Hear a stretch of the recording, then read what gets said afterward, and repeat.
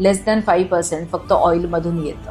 जेव्हा दुबईकडे ऑइल मिळालेलं तेव्हाच त्यांना रिअलाइज झालेलं की आपल्याकडे तेलाचे साठे इनफ नाहीयेत, हे कधीही संपू शकतात. म्हणून त्यांनी ठरवलं की ऑइलमध्ये आलेले पैसे आपण दुसरे बिझनेसेस आपल्या देशामध्ये किंवा आपल्या सिटीमध्ये अट्रॅक्ट करण्यासाठी वापरणार आहोत. त्यांनी त्याच्यातली पहिली स्टेप घेतली ती म्हणजे पोर्ट राशीद, पोर्ट जबल अली सारखे पोर्ट्स बनवले की जिथून इम्पोर्ट एक्सपोर्टच्या बिझनेसला वाव मिळाला. त्याच्यानंतर त्यांनी बनवलं DXP एअरपोर्ट, दुबई एअरपोर्ट, जिथून एव्हिएशन इंडस्ट्री आणि टुरिझमला वाव मिळाला. त्याच्यानंतर सगळ्यात इम्पॉर्टंट गोष्ट म्हणजे त्यांनी फॉरेन इन्व्हेस्टरला दुबईमध्ये रिअल इस्टेटमध्ये बिझनेसेसमध्ये इन्व्हेस्ट करण्यासाठी अलाव केलं.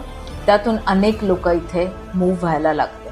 जगभरातल्या बिझनेसमॅनला इथे बिना टॅक्सचा बिझनेस करता येऊ लागला आणि त्यांना त्यांच्या इन्कमवर कोणताही इन्कम टॅक्स किंवा इनहेरिटन्स टॅक्स किंवा कॅपिटल टॅक्स द्यावा लागत नाही. अजूनही नाही द्यावा लागत.